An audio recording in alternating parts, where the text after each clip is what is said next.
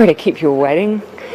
Look, just to kick off, I firstly want to acknowledge that Barbara, the principal here, is retiring after 17 years, I believe it's 17 years of leading this school, and Barbara has an incredible reputation as an educationalist and as a principal, and so just wanted to acknowledge her and Sylvia Park. So today what we've announced is the release of the curriculum and content for New Zealand history in schools.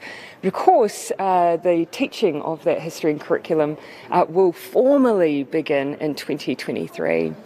We know schools were eager to receive the curriculum, but we also know with all of the disruptions of COVID, there was a keenness for them to have a bit more time, and so that's why the formal enactment begins in next year. I do want to give Minister Tiniti, our Associate Minister of Education, a moment to talk about how this fits in with the wider curriculum review that we're undertaking at the moment, and then we'll happily take questions. Minister Tiniti. Thank you, Prime Minister. Yes, it's a really big day here today and excited to see the New Zealand curriculum and histories being launched here at Sylvia Park School. And just to say that excited that schools will have the rest of this year to work what that's going to look like in 2023 and beyond, and that we can help develop the resources to support schools in that journey as well. But it is a big day because it does signal the launch of the wider curriculum framework review, which we have already started, but where that's going to lead to and what that will look like with this modelling that we see here launched today. So the review itself and the refresh of Te Marautanga or Aotearoa is scheduled over the next 5 years. We're going to see over that time it progressed in stages, starting very much with this histories curriculum and the current social studies curriculum, which is out for review. Also the vision for young people, and this is an exciting part of the curriculum. This is the first time in this country that we've got a vision for young people that has been created by young people. So the Minister's Advisory Group for Youth has been working on this vision. It is now going out for young people to look at. And I'm really excited because we've got a curriculum and going to have a curriculum that is centred on young people, one that's meeting their needs, and looking forward to the development of that over the next 5 years. Okay, really happy to take your questions. There's some really interesting acoustics under here, so if you've got any sound problems, let me know.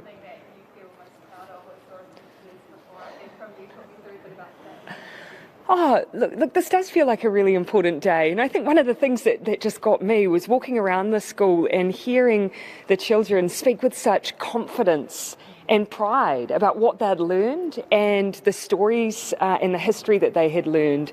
And it was just incredible to see the passion that they had for it. So yeah, it did move me.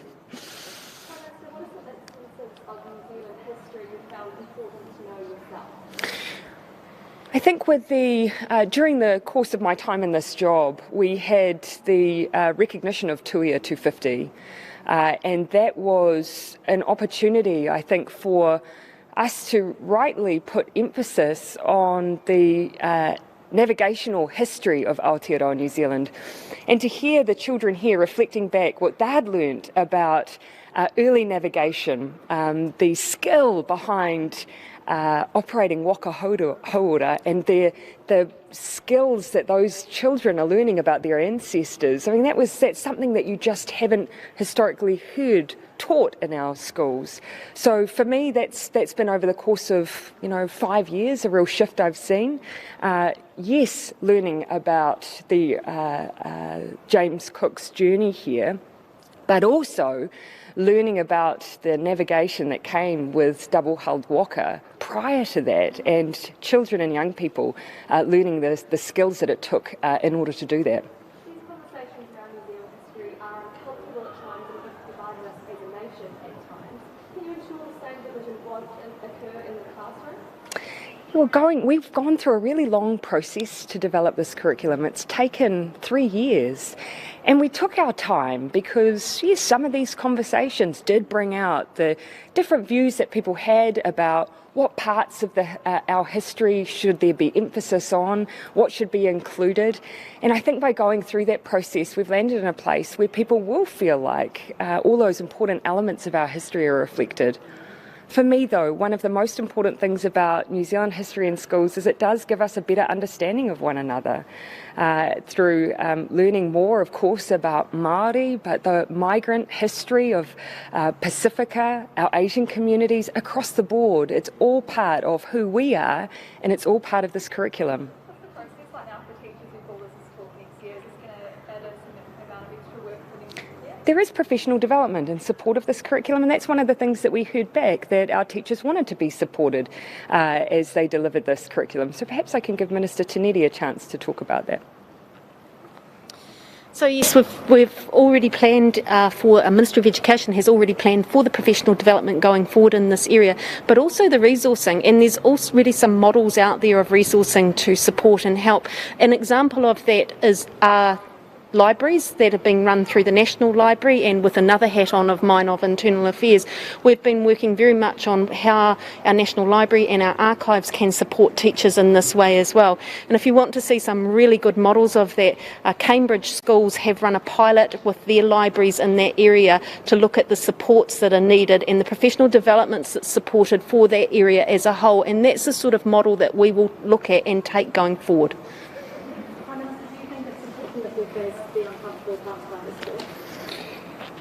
Well, I think it's important that we understand who we are as a nation, where we've come from. We use the lessons of the past to help guide us into the future. No country's history is perfect, but in understanding our history, having a good knowledge of it, be it nationally, a good understanding of our local history, it helps build understanding with one another. And I think that's something that we should be proud of, that we are willing to learn from every part of our stories. Do you anticipate that will move to orange before Australian tourists arrive here in New Zealand? Yes, so over the coming week, we'll be, as a Cabinet, looking at all of our settings. We've already indicated that as we come down off our peak of Omicron, this first peak, that we will be re-looking at everything from mandates to vaccine passes, which we don't believe will need to be used as widely anymore. And we'll also be looking at all of the settings within the traffic light. So we'll be making those decisions in the coming week.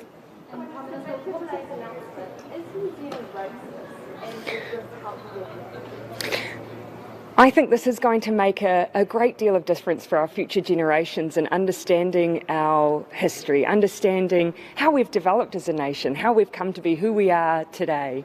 And I think that can only be a positive thing. Look, I, as a young person, benefited from learning in high school about New Zealand history, but not every student has had that opportunity. I just want everyone to have that same opportunity and more consistently. It would be very rare to find a country that didn't teach its own history. And so I think this is about New Zealand joining the pack and being proud to teach our kids about where we've come from in all its parts. Those stories that are harder for us to learn and hear, and those stories we feel proud of too. Another COVID question, sorry. What does it mean when a DHB is over 100% vaccinated for certain age groups? Well, yes, there will be some examples of that. For instance, in our Pacifica communities and parts of the country, particularly those areas that have a large amount of horticulture, they were vaccinating their, for instance, RSC workers. And so that sometimes meant that their stats came over 100% because they vaccinated more people that were necessarily registered as being within the DHB. So that's an example. Yeah. Have you reached the peak in Auckland for Omicron yet? And if so, when can we start to see those restrictions come down? Look, the view is at the moment that yes, we may well have already reached the peak in Auckland, but what we're waiting for is the lag that we see in our hospitalisations. Cases come first, hospitalisations follow, sadly. If someone is going to be so gravely unwell from COVID that they lose their life, that then comes thereafter. We're using hospitalisations as a guide as to whether or not we really have hit our peak. So a few more days will give us the confidence to know whether we have in Auckland, but certainly there's still a bit of time to run in the rest of the country. And on Russia, are we going to announce sanctions against Russia itself soon? Yes. Broaden out any of that? Yes, so we are expecting advice soon. We've not yet received the final advice from the Ministry of Foreign Affairs and Trade around the specific application of sanctions. You'll remember we've passed a new unprecedented law to enable us to sanction individuals, assets and entities. We're now doing the work as to who that will apply to. We expect that shortly. Just building on that, is it? Yeah, I'll come to you and then back to you, right? And forgive me that I don't know everyone's names. Hi, Blake. So there are a suite of options when it comes to responding to the invasion of Ukraine by Russia.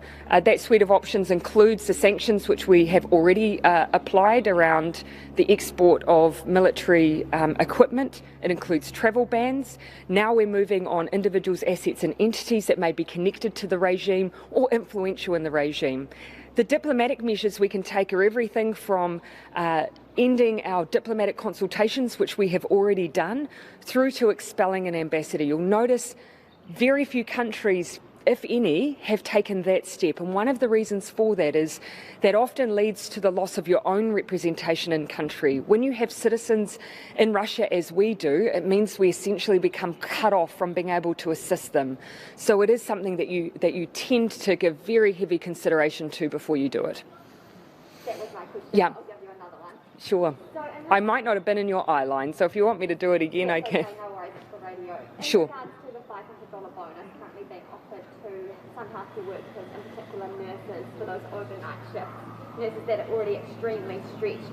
Are you worried about the current state of our healthcare workers and our hospitals at the moment, and in particular those smaller hospitals? Look, particularly for smaller hospitals, we have for some time through the Ministry of Health been working with DHBs across the region so that where we have smaller workforces that will be more greatly impacted by staff absences because of COVID, we have the ability to draw on the wider workforce in the region. We have talked to the team about the ability to reach into other parts of the country should that be required, because we know our health workers are working extremely hard, but they're also affected by COVID personally. Many will either experience it themselves or their household will. So there are contingencies in place to help support the workload pressures. When do you anticipate that those will be rolled out? Is that something that's ongoing? It's available as we speak. So daily contact is underway already and has been for some time between the Ministry and DHBs to assess those workforce pressures. We're very aware, for instance, of the pressures that have been in place in Auckland. It's now, as it moves through the country, we're seeing it elsewhere. There are contingencies in place. But sadly, it won't, for now, stop the workload that we have on our healthcare workforce. It is one point to make. New Zealand is coping incredibly well, but there are those more gravely affected by COVID than others. Our health workforce is one of them, which is why we are being careful about the removal of our restrictions. Yeah, I'll finish with you.